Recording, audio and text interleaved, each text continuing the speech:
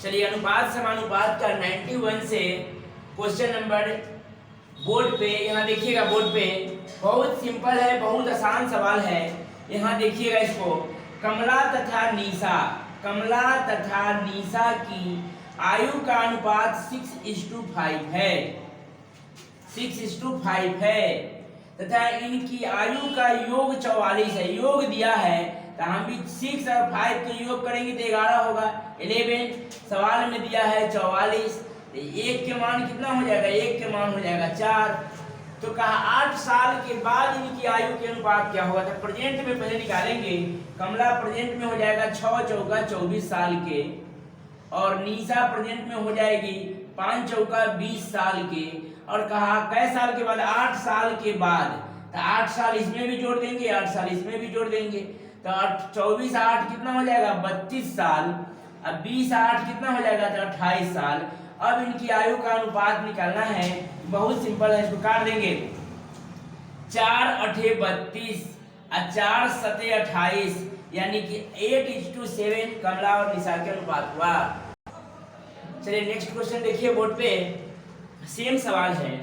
एक आदमी तथा उसके पुत्र की आयु का योग, आदमी मतलब पिता और पुत्र के आयु का योग अनुपात दिया हुआ है, आयु का अनुपात दिया हुआ है 4:1 तथा इनकी आयु का गुणनफल 196 है। गुणनफल कहा तो 4:1 यानी कि 4 होगा, का 196 है तो 1 के मान कितना हो जाएगा, 4 चौका 16 और 4 9 36। गुणनफल है तो स्क्वायरिंग मान, मतलब 1 के स्क्वायर के मान 49 है तो 1 के मान होगा, स्क्वायर हटेगा तो रूट में जाएगा, स्क्वायर हटेगा तो रूट में जाएगा। 1 के वैल्यू कितना हो जाएगा, 7 हो जाएगा, 1 के वैल्यू हो जाएगा 7। तो कहा 5 वर्ष के बाद इनकी आयु का अनुपात, पहले यहाँ प्रेजेंट से निकालेंगे तो 7 चौका कितना हो जाएगा 28, यहाँ निकालेंगे तो कितना हो जाएगा 7 इकाई 7। कै साल के बाद, 5 साल के बाद। तो 5 साल इसमें भी ऐड करेंगे और 5 साल इसमें भी ऐड करेंगे। 28 और 5 कितना हो जाएगा, 33 साल। और यहाँ हो जाएगा 7 और 5 कितना, 12 साल। अब इनकी दोनों के यु अनुपात पूछा है तो गौर कीजिएगा, 33:12, 4 तिहाई 3 चौका 12, 3 चौका 12, 3 से 11, 11:4 इनका अनुपात हो जाएगा।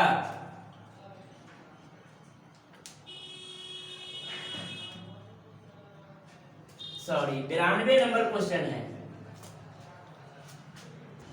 देखिए अगला सवाल देखिए 93।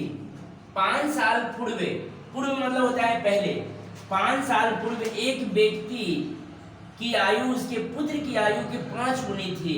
मतलब पिता और पुत्र, मतलब पुत्र 1 तो पिता 5 गुनी। हमेशा ध्यान रखिएगा कि पिता हमेशा बड़ होते हैं, तो 5 तो 5 बड़ा बाबू होगा तो पुत्र कितना होगा, 1 होगा। ये डेटा कब के दिया हुआ है, तो 5 साल पहले के, ठीक। तथा 2 वर्ष के बाद उस व्यक्ति की आयु उसके पुत्र की आयु के 3 गुनी होगी। मतलब पुत्र 1 होगा तो पिताजी कितना होगा, 3 होगा। अब देखेंगे कि समान अंतर है या नहीं। देखिए 5 से 3 2 के अंतर है, 1 से 1 0 के अंतर, तो अंतर बराबर नहीं है तो ऐसे कर लेंगे 4, यहाँ कर लेंगे 2, यहाँ कटने वाला है तो लिख देंगे 1, यहाँ 2 दूनी 4, यहाँ कर लेंगे 3 दूनी 6, 2 इकाई 2, डेटा सिर्फ 1 भूल जाएगा। 1 से करेंगे तो 5 रहेगा, 1 से करेंगे तो 1 रहेगा। अब देखिए तो अंतर बराबर है। अब 5 और 6 तो 1 बढ़ा, 1 और 2 तो 1, मेरे अनुसार 1। और सवाल में कहा है 5 साल पहले और 2 साल बाद, तो 5 और 2 कितना हो जाएगा, 7 हो जाएगा। 1 के मान 7 हो जाएगा। तो कहा उसके वर्तमान आयु के अनुपात, प्रेजेंट में अनुपात पूछा है। तो यहाँ से देखिए किसी से भी निकालेंगे। यहाँ देखिए 7 5 35 और 7 इकाई 7, लेकिन ये 35 था कब, तो 5 साल पहले 35, तो आज के डेट में कितना हो जाएगा, 35 और 5 40 साल। और यहाँ आज के डेट में कितना हो जाएगा, यहाँ भी आज करेंगे तो 7 और 5 कितना, 12 साल। अब इसकी अनुपात पूछा है, काट देंगे 4 तिहाई 12, 4 दहिया की 10:3, 10:3 इसका राइट आंसर। चलिए देखिए नेक्स्ट सवाल देखिए, बहुत आसान बहुत सिंपल है। सोना पानी से 19 गुना भारी है तथा तांबा पानी से 9 गुना भारी है, इन दोनों धातुओं को किस अनुपात में मिलाया जाए कि मिश्रण पानी से 15 गुना भारी हो जाए? बहुत सिंपल है, देखिएगा सोना का कंपेयर हो रहा है पानी से, सोना पानी से 15 गुना भारी और तांबा पानी से 9 गुना भारी। दोनों धातु को, इन दोनों धातु को किस अनुपात में मिलाया जाए कि मिश्रण पानी से कई गुना, दिखाई दे रहा है, पानी से 15 गुना भारी हो जाए। तो ओवरऑल क्या रखेंगे? सोना पानी से, तांबा पानी से, या मिश्रण भी कहा किससे? पानी से। तो जब भी बीच वाले कॉमन एक से बड़ा और दूसरे से छोटा हो तो मेथड ऑफ एलिगेशन करेंगे। क्या करेंगे? मेथड ऑफ एलिगेशन करेंगे। तब 15 में से 9 गया तो कितना हो जाएगा? 6। और सॉरी यहाँ 19 गुना है, हम कहेंगे दोनों बराबर हो रहा है, यहाँ 19 गुना है, 19 गुना। इसमें करेंगे कितना हो जाएगा? 4। तो 3 और 2 सोने और तांबे का रेशियो हो जाएगा। चलिए देखिए यहाँ बोर्ड पे बहुत आसान है, ये सिर पैर वाले दुगुरवा चरगुरवा वाले प्रश्न है, बहुत आसान होता है। आज के बाद कभी नहीं भूलिएगा, आज के बाद देख कर इसको उत्तर बना दीजिएगा, भूलिएगा नहीं। यहाँ देखिएगा, एक व्यक्ति के पास कुछ गाय तथा कुछ मुर्गी थी, यदि इन सब के कुल कुछ नहीं है, कुल होगा, कुल 48 सिर तथा 140 टांगे हो तो मुर्गी की संख्या कितनी है? बहुत सिंपल है, सबसे पहले हम टांग को देखेंगे कि कितने गोड़ है, यानी कि मुर्गी और गाय मिला के 140 गोड़ है, पैर कितना है? 140 है। अब इसमें देखेंगे कि मुर्गी और गाय में कॉमन क्या है, तो मुर्गी के कै गोड़ होता है? तो 2-2 गोड़, गाय के 4-4 गोड़ होता है, यानी कि कॉमन पैर मतलब मुर्गी से इसको भाग देंगे तो आएगा कितना? 70। अब यहाँ से देखिएगा 70 आ गया, यहीं से खेला चालू होगा। अब हमें सिर दे रहे हैं 48 को, सिर मतलब मुर्गी और गाय मिला के 48 को संख्या है, यानी कि सबके माथा एक एक वो होता है। तो 48 को में से सिर घटा लेंगे तो बचेगा कितना? 2। 6 में से 4 गए तो 2, यानी कि 22 को आ गया, 4 पैर वाले गाय आ गया। हमेशा ध्यान रखिएगा, भाग देंगे 2 पैर वाले से तो मान आएगा 4 पैर वाले। ये नहीं सोचिएगा कि सर भाग देंगे 4 पैर वाले से तो मान आएगा 2 पैर वाले, ये नहीं होगा। हमेशा कॉमन पैर से भाग देंगे, जो आएगा वो में से सिर घटा लेंगे और जो आएगा वो चरगुरवा आएगा। और दुगुरवा निकालने के लिए 48 में से 22 घटा देंगे, ये 48 में से 22 घटा देंगे तो 26 को आ गया मुर्गी, मिर्गी ना मुर्गी। अब कहिएगा कि सर 140 टांग पूरा दीजिए, यानी कि 22 गाय के 4-4 गोड़, तो 22 चौका 88 प्लस 26 मुर्गी के 2-2 गोड़, तो 26 गुना 52, अब मिलके 140 पुर गया। पूछा है कि कितने मुर्गी है, तो मुर्गी कितना हो जाएगा? 26 गो। चलिए देखिएगा यहाँ बोर्ड पे, एक मिश्रण में स्प्रिट तथा पानी का अनुपात 3:2 है, यदि इसमें स्प्रिट की मात्रा पानी की मात्रा से 3 लीटर अधिक है तो मिश्रण में स्प्रिट की मात्रा कितनी होगी? चलिए यहाँ देखिएगा बोर्ड पे, स्प्रिट और पानी मतलब OH और H2O। OH मतलब शराब होता है और H2O मतलब पानी होता है। इसका देखिएगा यहाँ 3:2 के रेशियो में है, यदि इसमें स्प्रिट की मात्रा पानी की मात्रा से 3 लीटर अधिक है, स्प्रिट पानी से 3 लीटर अधिक है। देखिए मेरे अनुसार कितने लीटर अधिक है? 1। सवाल में कहा कि 3 लीटर, मेरे अनुसार 1 है, सवाल में 3 लीटर अधिक है। तो स्प्रिट की मात्रा, तो स्प्रिट मतलब अल्कोहल की मात्रा कितने लीटर है? 9 लीटर। चलिए अगला सवाल देखिए, एक परिवार में चावल, मछली तथा तेल पर किए गए खर्च का अनुपात 12-17-3 है। इनके मूल्य में क्रमशः 20%, 30% तथा 50% की वृद्धि होने पर परिवार के इन तीनों मदों पर खर्च में कितनी वृद्धि होगी? गौर कीजिएगा, इसमें ये सवाल आपको कोई बुक में नहीं मिलेगी, सिर्फ RS अग्रवाल के वस्तुनिष्ठ बुक में दिया हुआ है। ये सवाल को सिर्फ सेट में मिलता है, इसलिए सवाल को देखिए, एक बार इत्मीनान से देखिएगा, ये समझ में आ जाएगा, हमेशा याद रहेगा। समझ गया? सेम पूछता है आपको, इसमें कोई अंक डिजिट चेंज नहीं करता है, सेम टू सेम यही देता है। सेम टू सेम यहाँ लिखिएगा, एक परिवार में चावल लिखेंगे, चावल मछली और तेल में अनुपात है 12:17:3 के रेशियो है। इसके मूल्य में क्रमशः 20%, 20%, 30% और 50% की वृद्धि कर दी जाए। वृद्धि होने पर परिवार के मदों पर किए गए खर्च के अनुपात में। बहुत सिंपल है, बहुत आसान है। आप लोग इसको 12:17:3 पर भी निकाल सकते हैं, नहीं तो 0 0 बैठा दीजिएगा, उस पर भी निकलेगा, इस पर भी निकलेगा। यहाँ गौर कीजिएगा, 12 का 20% तो 10% होगा 1.2, तो 20% होगा कितना, 12 दूनी 24 2.4, तो 12 में 2.4 जोड़ देंगे तो कितना हो जाएगा 14.4। यहाँ देखिएगा 12 का लिखेंगे, 12 का 120%, फिर लिखेंगे 17 का 130%, फिर लिखेंगे 3 का 150%, और यहाँ से माना जाएगा 12 बढ़ाएंगे, परसेंटेज हटाएंगे तो यह कितना हो जाएगा 14.4। इसमें इसको हटा देंगे, बटा में 100 बैठाएंगे, 1 0 से 0 काट लेंगे, 12 बढ़ाएंगे 144, 144 के एक पॉइंट है तो 0 बैठा देंगे तो 14.4 हो जाएगा। यहाँ भी करेंगे, यहाँ देखिए परसेंटेज हटाएंगे तो बटा में 100 करेंगे, 1 0 से 0 काटेंगे, 13 गुने 17 यानी कि 221 बटा में 10 करेंगे, 7 21 221, तो पॉइंट करेंगे तो कितना होगा 22.1 हो जाएगा। फिर 3 में करेंगे, गौर कीजिएगा, परसेंटेज हटाएंगे तो बटा में 100 करेंगे, 1 0 से 0 काट लेंगे, अब 15 दिया 45, बटा में 10 करेंगे तो 4.5 हो जाएगा। अब कहा कि पहले परिवार में इतना लगता था, 10 20 और 10 30 और 32 रुपया परिवार का खर्च था, और अभी हो गया है, यहाँ जोड़ेंगे सबको, 14 और 22 और 4 अब 5 5 10, ठीक है। अब हो जाएगा कितना 41 रुपया, सबको जोड़ेंगे तो कितना हो जाएगा 41। तो पहले 32 रुपया था, अब 41 रुपया तक कितना बढ़ गया, 32 से 41 कितना बढ़ गया था 9।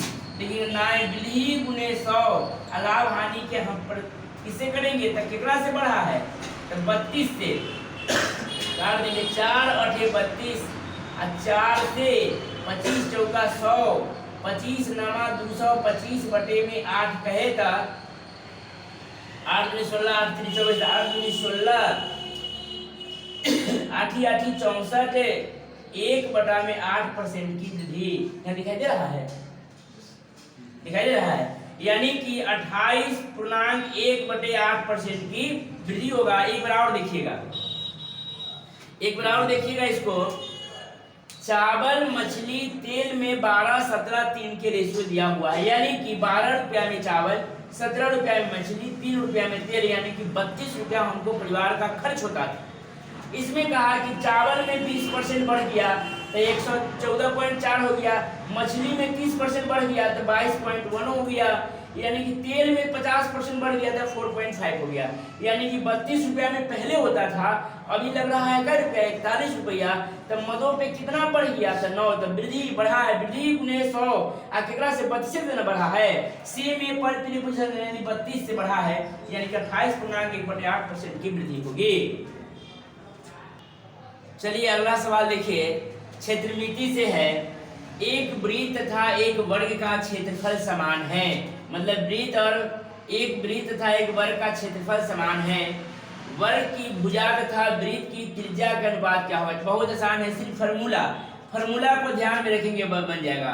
वर्ग का क्षेत्रफल, वर्ग का क्षेत्रफल बराबर क्या हो जाएगा भुजा स्क्वायर। वर्ग का क्षेत्रफल क्या होता है तो भुजा स्क्वायर, और यहाँ ये कहा वृत्त का क्षेत्रफल, वृत्त का क्षेत्रफल बराबर पाई आर स्क्वायर, ये बराबर है, तो ये आर स्क्वायर त्रिज्या को यहाँ लाएंगे तो ए स्क्वायर अब बटा में सॉरी बी स्क्वायर करते हैं, आर त्रिज्या, आर स्क्वायर क्या करेंगे पाई, ठीक। अब ये हटेगा, ये स्क्वायर हटेगा तो रूट में जाएगा, तो ए बटे में आर बराबर रूट पाई अनुपात 1, इसका उत्तर हो गया। सही बात है नहीं?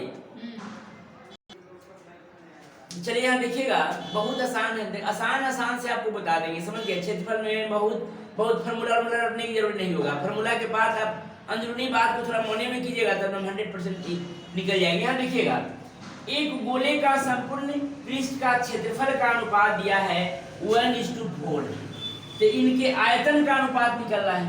तो जब क्षेत्रफल दे दिया है, क्षेत्रफल यहाँ करेंगे, क्षेत्रफल कितना दिया हुआ है, 1:4 दिया हुआ है, क्षेत्रफल दिया हुआ है, संपूर्ण पृष्ठ का क्षेत्रफल। तो यहाँ से कहा कि त्रिज्या निकालने, तो यहाँ से त्रिज्या हमको निकल जाएगा। जब क्षेत्रफल दे रहे हैं तो यहाँ से त्रिज्या निकल जाएगा। ये इसका स्क्वायर कर देंगे, इसका भी स्क्वायर कर देंगे। सॉरी, क्षेत्रफल दे रहे हैं 1:4, 1:4 इसका क्षेत्रफल दे रहे हैं, तो ये रूट में चल जाएगा, ये इसका आयतन निकल, सॉरी त्रिज्या निकल जाएगा। तो 1 का 1 हो जाएगा, ऐसे निकलेगा तो कितना हो जाएगा, 2 हो जाएगा। और निकालना है कि इसका आयतन, तो आयतन मतलब क्यों होता है, आयतन निकालना है तो बस इसका क्यूब कर देंगे। सॉरी, तो त्रिज्या 1 रहने दीजिए, 1 का क्यूब कर देंगे और 2 का भी क्यूब कर देंगे, तो आयतन हो जाएगा 1:8। इसका उत्तर हो गया। चलिए यहाँ देखिएगा, बहुत आसान है, आसान से मिलेगा आपको, समझ गए।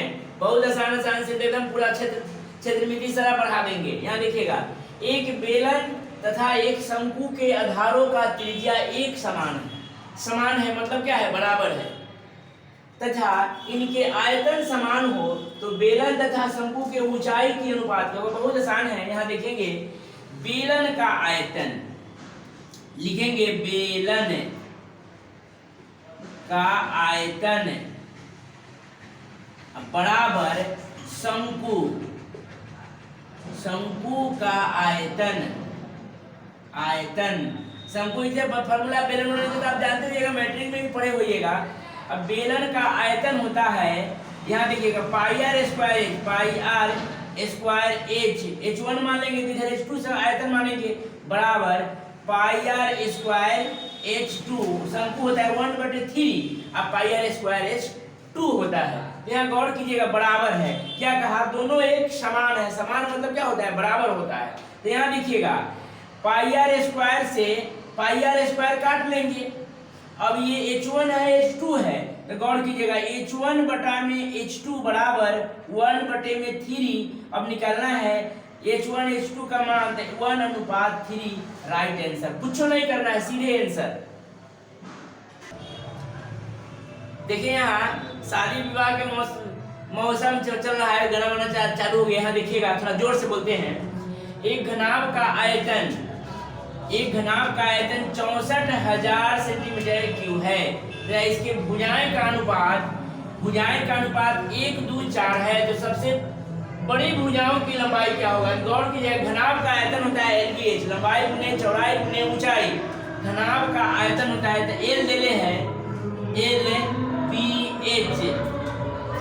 LBH दिया हुआ है, LBH 1, 2 और 4, तो ये मान लेंगे, ये सबको ये मान लेंगे, ठीक है। तो सबसे बड़ी भुजा आयतन मतलब इसको क्या करेंगे, 4 दूना 8, यानी कि 8 AQ बराबर 8 AQ बराबर, इसको मान लेंगे कितना दिया हुआ, 64,000, 8 से कटेगा, आज ये AQ बराबर हो जाएगा, कितना करेंगे 8,000, A के मान कितना आएगा 20, A के मान आएगा 20, तो सबसे बड़ी भुजा, तो सबसे बड़ी भुजा क्या मानेगा,